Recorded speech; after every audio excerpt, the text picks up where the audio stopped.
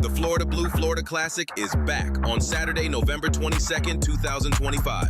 Come see the Florida A&M Rattlers and the Bethune-Cookman Wildcats. Two legends, one stage. From the tailgates to the touchdowns, the vibe never stops. The FAMU Marching 100 and the BCU Marching Wildcats are bringing the battle and the heat. This is our game, our weekend, our classic. Tickets are on sale now at floridaclassic.org. Welcome to HBCU Gameday, the road to the Celebration Bowl, and could it run through the Florida Classic? It's going to be a big game as always, even potentially bigger implications this year with the success of Bethune-Cookman. What's up, everybody? I'm Tolly Carr, joined by the usual crew here. She's back in studio, Symone Stanley and Wilton Jackson. And before we get to business, let's get to the business. We got to know about that tailgate in Philadelphia. Symone's RV, Delaware State, Norfolk State, like 47,000 people. Symone, how did the tailgate go? The tailgate was during a monsoon. I don't know if y'all saw the weather during that game. So it wasn't all that because of the storm. It was 2 inches of rain out there. But the day itself was amazing. Pretty much kind of just seeking shelter, though, during the tailgate. Well, you got a chance to kick it with a lot of the people there. You and Kobe were kicking it with the alumni, people in attendance at the game. Had a lot of celebrities. We saw Cam Newton took a backseat. It was like, there's Allen Iverson, Cam Newton in the background. I was like, should I type the text? I was like, nah, they here for AI. didn't even get his props. Real quickly, before we move to this week, how would you sum up that whole vibe in Philly? That was a crazy vibe. I can't even honestly describe the atmosphere.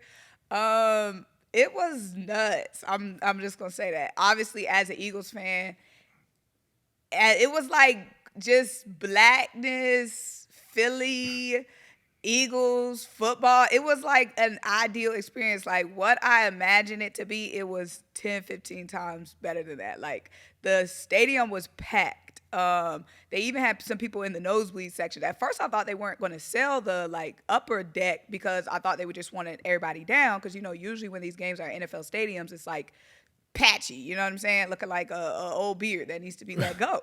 But the whole lower bowl was full. You had people on the upper levels as well. The concourse was thick. I've never been around an environment like that. It was like so much joy and happiness. When I tell you, everybody in them stands, it don't matter what team you was on, everybody was happy. The sidelines, obviously thick. So many people show up. Obviously AI with those ties to Vic and a bunch of former Eagles players. Then you had people like Marshawn Lynch at the game. It was just such a vibe. Everybody I know had a good time at that game. If you looked around the stadium, it was nothing but smiles, laughter, dancing. I've never seen nothing like that. So the attendance number matched what you saw in the stands. It wasn't like, but they were out in the parking lot. No, when I tell you, it was shoulder to shoulder in there. The concourse was thick too. It would have been, I don't know what y'all saw on TV, but the concourse was thick as well. When I tell you, when you were walking out in the concourse, you had to, you couldn't be on your phone because you would have got hit. You had to move. It was just lit. It was a vibe, I'm trying to tell you. And then the Lincoln Financial Field Stadium did such a good job because it felt like, sometimes when these games are at a different stadium, it just feels like a game happening at the Eagles Stadium. It definitely felt like a Delaware State home game. The light fixtures were all changed to red, white, and blue, whereas it would have been green for the Eagles. The fireworks shows was changed to Delaware State colors.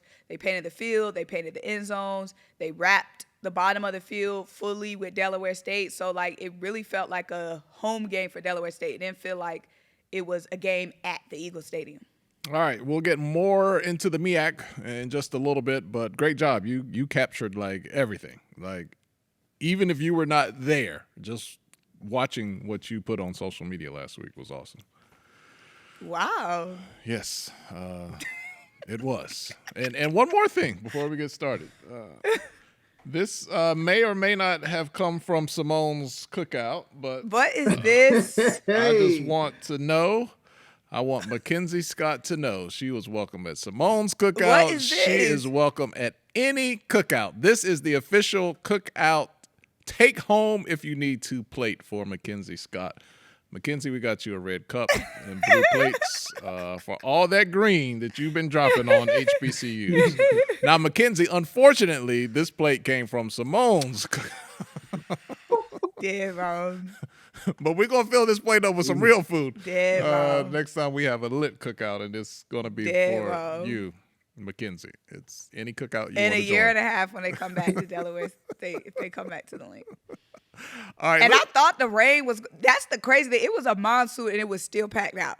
Because I know in the beginning when I was posting my videos, it had just, a downpour just happened. So people was in the comments, oh, nobody showed up for the game. and, When I and tell you you, said this was all black folks out there? yes, when I tell you, In the rain? Yup, as soon as that last drop dropped, when I tell you everybody poured in, so like those conditions as well, is crazy.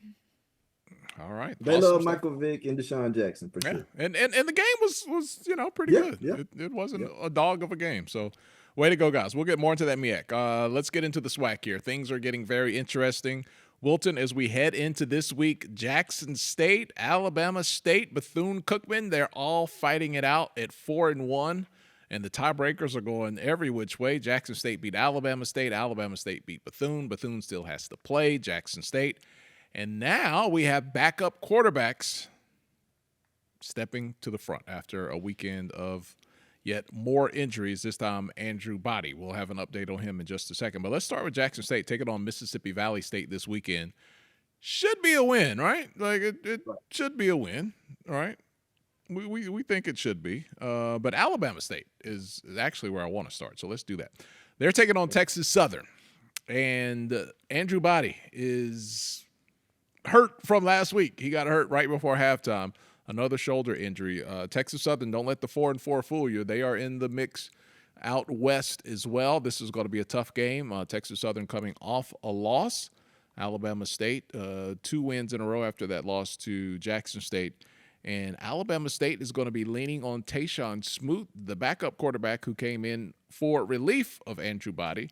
Had a pretty, he held things together against Prairie View A&M. Didn't pass the ball a lot. Only played really one half. 4 of 9, 42 yards. No touchdowns, but no interceptions. He protected the ball. That defense was crazy. Wilton, if Te'Shaun Smoot has to carry them until Body comes back, if and when Body comes back, how does that impact Alabama State's chances from your vantage point, Wilton? Well, I think that as long as they can find ways to continue to win, I think Alabama State's chances are still good. I think you still have to think about the fact that that's the most important thing for them. They still have to continue to win, and it bodes well for them that they got a chance to play the leader in the SWAC West in Prairie View and found a way to come out of Prairie View with a victory. And so I think that some of the pressure will somewhat come off of Te'Shaun Smoot because of the Hornets' rushing attack. They have 3 capable backs that can actually move the ball down the field. And when their offensive line is clicking, it's a scary sight if you're an opposing defensive line. So I think that as long as they have a strong rushing attack to help Te'Shaun Smoot, I think they're going to be fine. I also think that similar to Jackson State, Te'Shaun Smoot, this was his first game really getting some playing experience. He had to come in and play, against one of the rather top-tier defenses in the SWAC, specifically in the SWAC West and Prairie View. So if he can navigate that, I think that was a really good, strong test for him to start off. And so I think going into the remainder of these games, he won't ever play as bad as he's already played against one of the top teams in the SWAC. So I look at that as an opportunity for him to grow. And I think as long as the Hornets' rushing attack is strong and consistent, I think he'll be just fine. Walter, what's the latest on Andrew Body's shoulder? He had a shoulder injury last year. And we saw he was going for it. He scores a touchdown. He comes up and he was holding his hand and pointing to his hand at first. But then it turns out it's actually a shoulder injury. What's the latest that you've heard on Body? So having talked to some other people based off of some of the reporting from the Montgomery Advertiser, which is the paper in Alabama State, he practiced Tuesday, but he was practicing without a sling. But the only thing he did in practice was conditioning drills. And he was slated to get an MRI on Wednesday, and so now it's just a matter of finding out that update from the MRI. But I would argue to say that as far as like for these next couple games and specifically on Saturday, they're gonna be leaning on Te'Shaun Smoot. And again, the rushing attack to help them in terms of trying to get a victory. Symone, look, Body was balling. You hate to see that injury. What type of pressure is this on the backup to look? He doesn't have to go in there and win the game. He just can't lose it. Don't turn the ball over. Like, what do you look for in a backup quarterback when you got all the other pieces in place? You got the running game. You got the defense.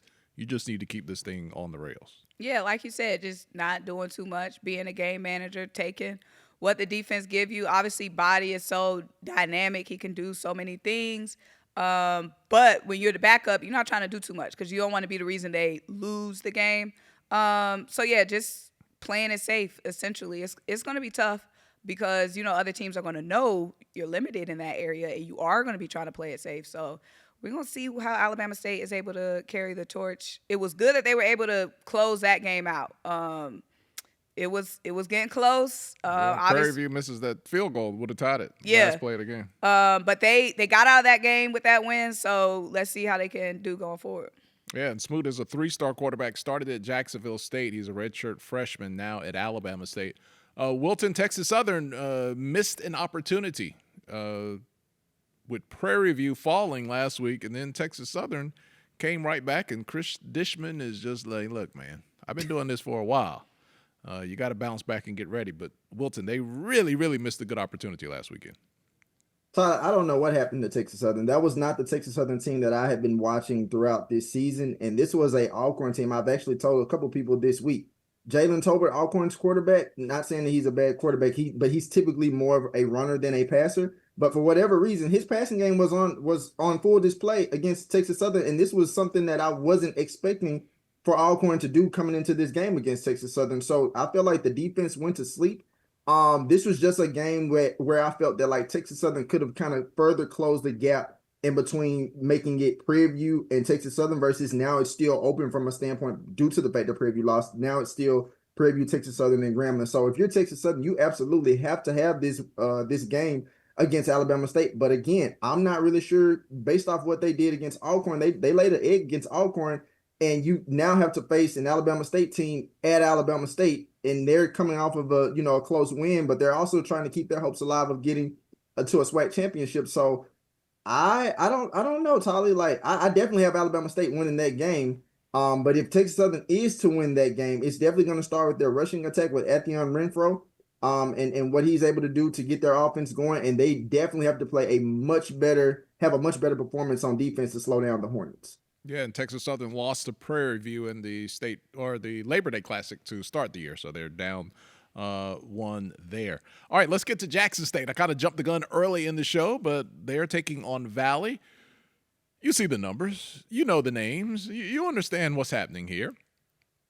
Valley slips up and gets everybody every once in a while. It would be a shocker if they were to get Jackson State, but Symone, FAMU did not follow through last weekend. We were hoping for a little excitement to shake things up, but Jackson State went down and said, nope, not today. Yeah, close game at the half. Second half was just way too much. Like, Jackson came out that locker room. I know Vaughn asked Coach Taylor, what did you tell the team at the half? They just came out spraying. It was like a totally different team. And when Jackson took that loss to Grambling, I said that was going to be kind of like that aha moment, like, okay, we can't go to sleep on teams and whatnot. And we saw that with this game. So I don't see Mississippi Valley catching Jackson State slipping. I feel like Grambling was that one game where Jackson was like, you know what, we got to, give it our all, can't sleep on any opponent type game. So I don't see Mississippi Valley catching Jackson State slipping, man. That was hard to watch at Bragg last week. At home. Yeah. It was exciting on paper going in. It started off so First electric. half, Defense is on fire, stops after stops. Yeah, but then the second half came. Different ball game. All right, so Jackson State is leaning on a backup quarterback for the second game. We did not see Jacobian Morgan. His status right now is not official, but he is still in a walking boot the last time we saw him. So not anticipate him playing this weekend. But Coach Taylor on the record saying that he could come back this season. But do expect to see Jarrett Lockhart. He is now completing 60% of his passes, 3 touchdowns, 1 interception, and that interception came in that Tuskegee game, which was a blowout. and he's averaging about 153.67 yards per game. The freshman, Lockhart, a lot of upside, Wilton. This guy, as he continues to get acclimated and coming off an injury from high school, when he came to Jackson State. So he's maybe not even at 100%, but I really like this kid from the first time I saw him against Tuskegee. He's out of Charlotte, North Carolina. A lot of talent there in Lockhart. Oh, absolutely. There's a lot to be excited about with Jared, and really Coach Taylor and some of the other coaches there around the program have been saying it all season, although Jacobian, of course, has been the main guy. But for now, this is definitely Jared Lockhart's team, and I think you're going to see a much more relaxed and much more matured version of him. I think last week in that game, I think that you saw him a little rattled at times. He wasn't seeing the field like he needed to, but I think in the second half, coming out of that, the message from TC coming out to his team in the second half was just for them to like settle down. And I think you saw a much more mature, settled version of Jared and what he was able to do to kind of lead the offense. But again, what also helps him too is having a strong rushing attack. And Jackson State has been known for that. And you saw it on full display with Denario Davenport, Ahmad Miller.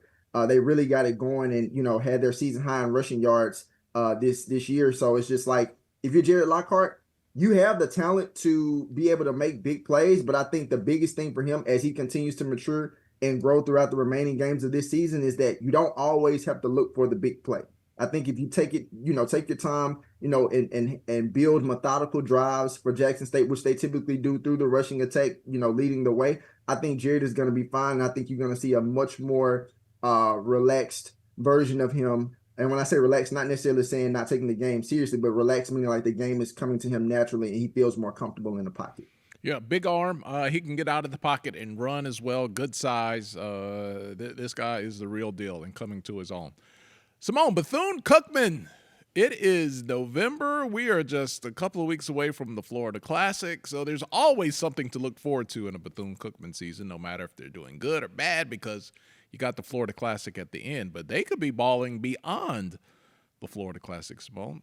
4-1 still, tied for first. A chance to really control their own destiny if they can beat Jackson, and then they would own that tiebreaker, although Alabama State would own the tiebreaker over Bethune-Cookman. So a lot of interesting things potentially happening there when it comes to tiebreakers, but did you have that on your card that this late in the year we'd be talking about Bethune-Cookman in a positive light on the football field? No, I thought it was just going to be a two-man race between Jackson and Alabama State. But, yeah, you have a team like Bethune-Cookman, sleeping little giant over there.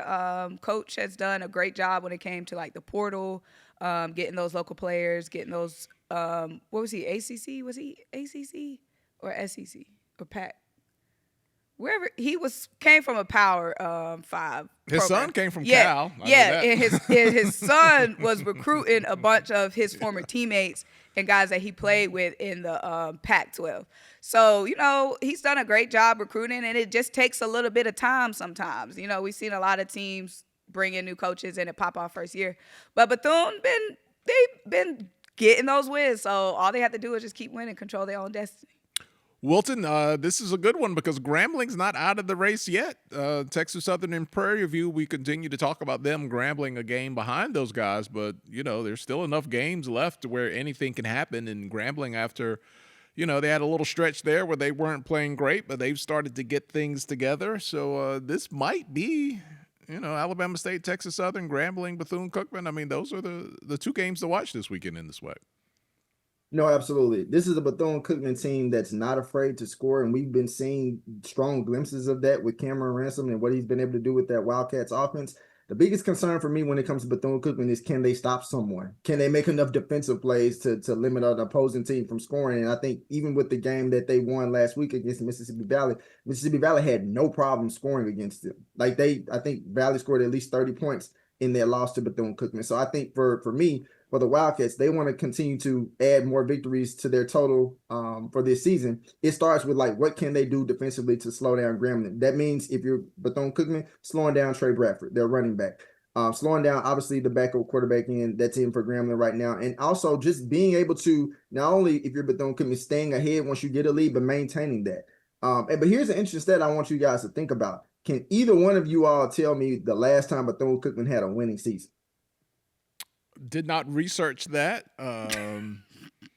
Would it have been? Oh God, that would back when they were winning championships. Have they had one since they won? 2022.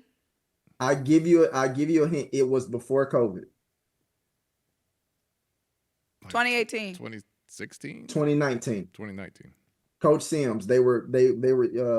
I don't remember. I didn't necessarily write down their record, but that's the last time they had a winning season was 2019. And Coach Sims. So just to think, State, just to think that like with the work that Coach Woody has been able to do in over the last couple of years, we've seen him have strong recruiting classes, specifically last year, but it didn't necessarily pan out. And so now I think you're starting to see he's starting to reap the benefits of some of the players that he's brought in, and just starting to see a change in the culture of Bethune-Cookman. Now it's just a matter of putting it all together and hopefully building on their defense for the rest of this season and, going into the next. Look at Wilton giving us trivia. And it's the same week that he came back with his tie, man. Leave the tie off. And He said, wake up. And stop giving us, trivia questions that we don't know the answer to. Come on. Do you have the pocket square too? You got the tie? I do have the pocket square. You have your Kappa pen as well? I've got to put that one on. Wait. Take them full screen, Miles. Take them full Wilton screen. is a Kappa. You didn't know this? Yeah.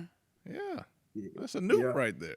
I never seen the shoulders. He's not. You just so you got to catch me in real time, Symone. You have to just catch me in real time. That's all I can say. He'll shimmy on you. I just never seen him. He'll get that cane, do a little shimmy, Okay. But he's low key though. He doesn't throw it all out in your face. Wilton after dark.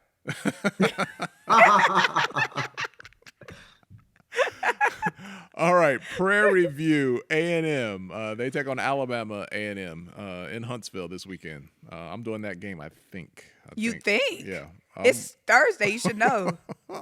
Look, we were supposed to do a show yesterday, and what happened? Oh, Lord. Uh-oh. I forgot to show up.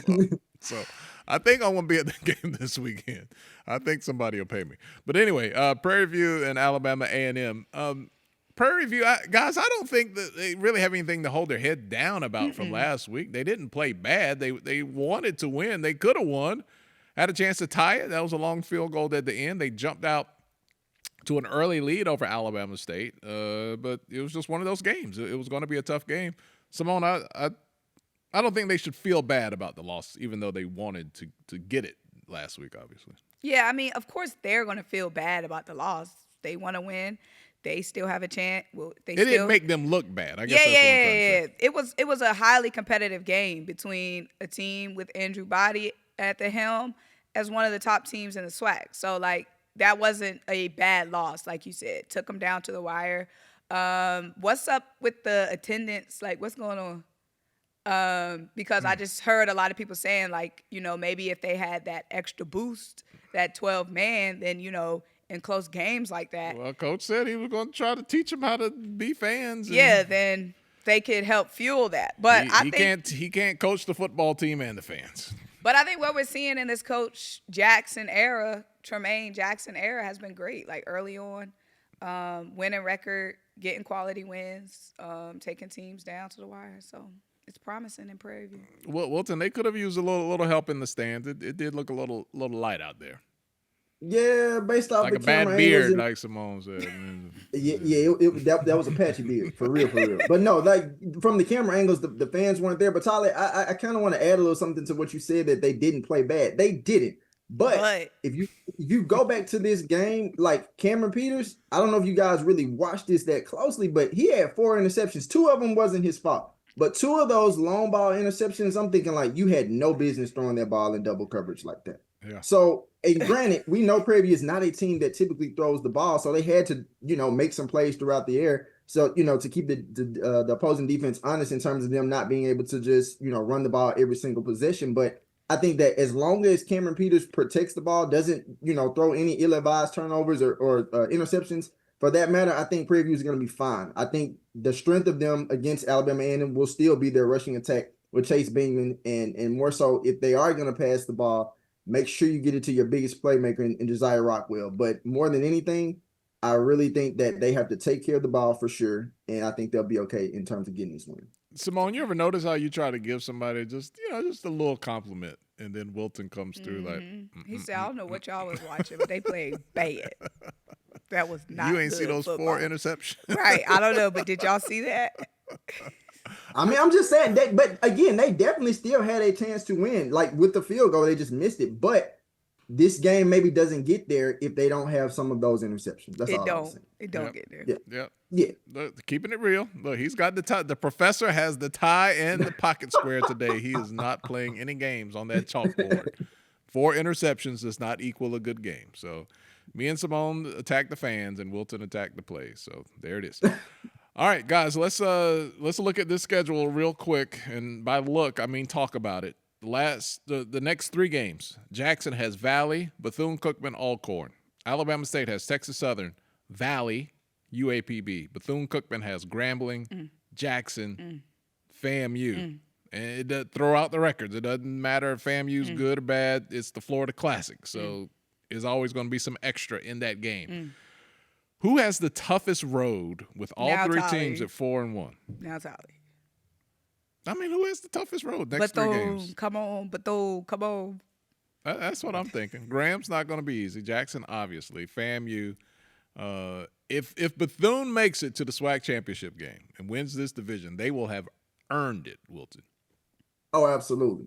Absolutely. Like this game, I know Jackson State has Mississippi Valley this week, but I can assure you, outside of the team not looking past Valley, Jackson State fans have this game circled between Bethune-Cookman like right now. It's really been circled since last week. So if you're Bethune-Cookman, you find a way to beat Jackson State, turn around, and who was the second team they have to play? Bethune? The Bethune has to play? Yes. They got Grambling, Jackson, FAMU. Yeah, yes, what I'm saying. So they have Grambling and then Jackson State, and then to close out the season with a rivalry. Oh my gosh! Like, and granted, I would like to give credit to Bethune-Cookman because I think that they could actually win the Florida Classic this year against FAMU. So to your point, Tolly, this would be not only would it be huge for just this season, but this would just be huge for the Bethune-Cookman program because for many reasons of what I just laid out a couple seconds ago, they haven't had a winning season since 2019. The last couple of years, most teams and really fans at large have seen Bethune-Cookman on the schedule and said, "Oh, that's an automatic win." When when they see, go ahead. Let me ask you this. I know you're about to say Valley. Yep, I was. Wilton, as a lifelong Jackson, grew up on the campus. Has there ever been a year where Jackson State fans circled a game against Bethune-Cookman? I know they're new to the SWAC, so it hadn't always been a team you play regularly, but safe to say this would be the first time ever Jackson has circled a game against Bethune-Cookman? No, I wouldn't say the first time ever. The one time that I can remember that Jackson State probably circled Bethune-Cookman, and granted, because it was like the first game of the season, was the MEAC SWAC Challenge in like 2019. I want to say it was 2019. Yeah, the mascot circled that one because he came on the field fighting people. Don't start with the mascot. Exactly. So that's why I said that's the last time for real, that I would definitely say that this game was circled on the schedule. Now, of course, during the prime era and even, in Coach Taylor's era, it's the next game because it's the next game on the schedule, but it wasn't like, oh my God, let's circle this because we're concerned about Bethune-Cookman. And Alabama State, they got Texas Southern, Valley, UAPB. You never know which UAPB team is going to show up. It's either the good one or the bad one. Like it's never like in the middle. They either show up and score 40 or score 3. It feels like. So it'll be interesting. But both Jackson and Alabama State in there both play Valley. I think if I had to rate the schedules, I would say Bethune-Cookman the roughest of the next 3. Jackson. No. Jackson second. I feel like it's a tie. It's Bethune then a tie. Yeah. I'm kind of leaning towards that. So we'll see. But there will always be something just we're not anticipating that's going to happen. All right, let's jump back into the MEAC. We talked about the big game last weekend in Philly with Delaware State and Norfolk State, and those every weekend in the MEAC. You got 3 games. You got 6 teams, and they're battling it out. The 2 undefeateds still are South Carolina State and Delaware State. They actually play in the last game of the regular drama season, so that's setting up perfectly. But coming up this week, Delaware State, they play Morgan State. And that game is actually a Friday? Yeah, they changed Friday night game. I think they changed it to Friday to put it in prime time. So another big game for Delaware State. I mean, every game I know last week it was all the emotions. It was a lot. It was a lot going into that game. But every game is going to be big for Delaware State because everybody want Delaware State. Everybody want Delaware State. They want to be the team that humbles Delaware State, brings Delaware State back to earth, remind Delaware State of who they are. You know what I mean? So they got to be on their toes every game. They got the target on their backs now. So definitely can't sleep against this Morgan team. Another team in prime time. Delaware State has had a lot of primetime games now, but they're still new to this limelight. They still new to the lights. Yeah, and when you say that, this game kind of feels like if there is a trap game, this one. What I'm trying to say is every game is now a trap game for Delaware State. Like after beating North Carolina Central, now every game is a trap game because the North Carolina Central game was supposed to be the game that exposed Delaware State. That was supposed to be that game. It didn't. So now every game is a trap game. Delaware State has a lot of national attention. They've handled it greatly. But the lights are still bright and they're still under a microscope. So got to watch their back. Keep handing that rock off to James Jones. Keep handing that rock off to Marquise Gillis. Keep the main thing the main thing. Don't try to switch it up. Don't try to get cute. You know what I mean? All right. The rest of that schedule, we got North Carolina Central. They are taking on Norfolk State. Mike Vick and company. They are coming to the Bulls City. Central, do they outside chance? Do they still have a vibe, or are you putting them on the? What do you mean they still have a vibe? In terms of a shot at the MEAC championship. Oh, absolutely, because every week is sudden death in the MEAC. Like, these are teams, these are coaches, these are programs that know each other so well. Like, you have 5 teams to be on the lookout for as a coach. You know what I mean? You can prepare so much more, study so much easier when you're in a smaller conference. Meaning that, what was the question again? If they're just still in the running. Yeah, they're still in the running because South Carolina State, any given Saturday in the MEAC because these teams and programs and schools know each other so well. It's any given Saturday, boy. It's sudden death, man. So you just got to keep winning your games because any game South Carolina State go down, any game Delaware go down, so you got to keep winning. That monsoon is still affecting Symone. No, because anytime you talk about the MEAC competition, I get spooked because I just know how delicate the situation is for my Delaware State Hornets right now. I just know any week. You just adopted Delaware State, like yes. just put the Aggies down. No, I still love the Aggies, and I still love Norfolk and Vic. But you got to go with the kid winner. that's still playing. Yeah, I got a kid that's still playing right now. That's Te'Shaun Jackson. So I got to show up in his games. When I was growing up, Wilton, they called that front running. No, listen, you didn't even give me a chance to talk about Norfolk. We're going to talk about the Aggies later with the band. You have 3 kids, Tolly, right? So if they're all playing a sport and one of your kids is in the playoffs, the other 2 have a game the same day and they're not playing for nothing, y'all are going to put your attention to the playoffs. Are y'all not? So what I'm saying is I went to the season with the Aggies for the 336, my hometown, Michael Vick, my quarterback, Te'Shaun Jackson, Jackpot 10, wide receiver 1. Jackpot 10 is the one that's playing for something. Okay. Front runner. She just laid out how she just described everything. Still sounds like front running to me, but okay. All right. And South Carolina State and Howard. Wilton, do you smell a trap game anywhere in the 3-game matchup of the MEAC this weekend? There's a potential for a trap game for any of them, but I think that as far as like South Carolina State and Howard, this is a South Carolina State team that has come along. They've won 4 straight games.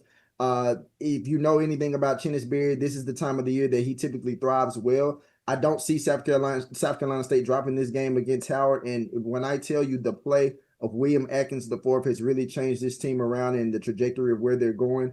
South Carolina State has really come on since they took that bad loss to Charleston Southern. So I'm really interested to see can they keep it going against Howard. And honestly, I don't want to get ahead of myself in terms of looking too far ahead, but to Symone and thinking about Delaware State, that Delaware State and South Carolina State game at the end of the season will be one for the books. Just want to put it out there. I can't believe it's senior day already. Like, where did the season It's go? November. Yeah. That's crazy. Y'all got trees up in here. Too soon, by the way. I heard yesterday for the first time. I was in the store. I heard one of those Christmas songs I like, but it just came on and it kind of felt right, Symone. It's too soon. I went to Starbucks. They handed me a cup with it. Oh, today was the first day. Today was the first. My daughter told me last night, Daddy, can we go to school early because tomorrow the Christmas drinks start at Starbucks. And why? It's November. Get some pumpkins. They don't. I mean, Symone said pumpkin spice 6 weeks ago. Symone says she wants to appreciate Thanksgiving and the November holidays first before we get into the December holidays. Thank you. You had the chance to appreciate the Thanksgiving halidays at your tailgate, and you didn't bring out a turkey, That's for oxtail, Thanksgiving. nothing. We was never bringing all that out. Also, shout out to everybody that I met out at the game. All right, bands. You guys want to talk about bands? Did we finish talking about football? I'm sorry. Would you like to add? Oh, more? the last thing I was going to say because I didn't get a chance to talk about Norfolk. You wanted the cape up for Norfolk. No, because I was in the middle of talking about Norfolk versus Central. Then you pivoted to Howard all of a sudden. Symone, I asked you about you said is North Carolina Central still alive? And you started talking about South Carolina State, so I just was like, no. I don't know where What I'm saying was, yes, everyone is still alive because you never know when an undefeated team can take a loss. Thank you. We didn't even pull up the graphic. Thank you, Miles. We've got to go to Durham and find a way to win. It starts with preparation and putting together a complete game. Coach Vic, he didn't even pull up the graphic. Well, Coach Vic win another game this year. Yes, and it might be this weekend. All I was going to say about Norfolk is they're getting better each week. That's all I'm saying. They're getting better. You can see the growth each week. That's why they was able to So they have a chance on the road this weekend, North Carolina Central. Every MEAC team, like I said, has a chance each week. And yes, Norfolk has a chance. You see them getting better each and every week. You see coaching better. You see the players playing better each and every week. Thank you, Miles. We can't look at anyone's record. Norfolk State's athletics. Wait. No. I got some glasses here. Would you like? You need them? No, that's a typo. Norfolk State's athletic and improving. That doesn't make sense. No. What he's saying is Norfolk State is athletic, so it's Norfolk State's athletic and improving. Oh, Norfolk State is athletic and they are improving. Yes. We've got to execute and play championship level football. Trey Oliver. Okay, get to the bands. She did not go to an HBCU, y'all. That is NC State at work right there. Shout out to Wolfpack legend Jacoby Brissett for beating the little boys on Monday night. Now to the bands. Cue the music. Okay, so we don't have an updated score. We have not had the November release yet. It is coming soon, but just to remind you, North Carolina A&T is still number 1, Southern number 2, FAMU is number 3, Bethune-Cookman number 4, Norfolk State is 5th. And Jackson State, which said, don't put us in your little rankings, they are 6th right now. Prairie View sitting at 7th. Are the Aggies going to take on Band of the Year? Will they win something this fall? I thought this was the updated, but no. The Aggies, yes, they will win Band of the Year. Of course. You just said it was too early for Christmas music. But now it's Christmas time. Hear my drums. Little drummer boy. Okay. No band I recall has come out to a rumpa-pum-pum. They ate that up, speaking of Christmas music. But yes, the Aggies will be here in December competing as the final team during the Celebration Bowl. Delaware State will be taking the field representing the MEAC. And whatever the SWAC brings out, the SWAC brings out. But, yeah. All right, so 2 bold predictions there. Why don't you complete this trio, this trifecta of predictions? She's got North Carolina A&T as the Band of the Year. She has Delaware State coming out of the MEAC. Who is going to rise out of the SWAC for the Celebration Bowl, Wilton? Tolly out of the SWAC. I'm leaning with Jackson State. In terms of the Band of the Year competition, if it's not North Carolina A&T, I wouldn't be surprised if it ended up being FAMU or Southern. I actually had a chance to watch FAMU's performance against Jackson State. I thought it was pretty solid. It was definitely creative in my opinion. And that's not knocking or taking away from Jackson State's performance because they've had great performances all year. And also, one of Southern's recent performances was really good as well. So they've definitely had good seasons as far as like from their band play and auxiliary and things of that nature. So I wouldn't be surprised if it's one of those two coming out of the SWAC. All right, and we generally just talk Division I football here on this show because we have a separate D2 show here at HBCU Game Day. But just to give a little love to the D2 bands because they have a Band of the Year competition as well. Shout out to Miles College. I'm rolling with Miles College as the Division II Band of the Year. Let me make sure Winston-Salem State's not ranked too high. That is my alma mater. They're ranked 6. Yeah, can't go against them. They're ranked 6, but okay, Red Sea of Sound. No disrespect. I'm just rolling with Miles is my prediction. Okay. Yeah. We see you front running. Front running with the bands, not repping your team, your school. Okay. All right. You doing a game this weekend? Mm-mm. No game? Nope. When's the next time we can see you, hear you outside of HBCU Game Day? That would be, I'm doing Morehouse College and Clark Atlanta basketball play-by-play, so you can catch me on the SIAC network for any of the home games for Morehouse or Clark Atlanta basketball. What, you're doing both schools? Mm-hmm. What do you do on days where they both play? Dylan, my sub.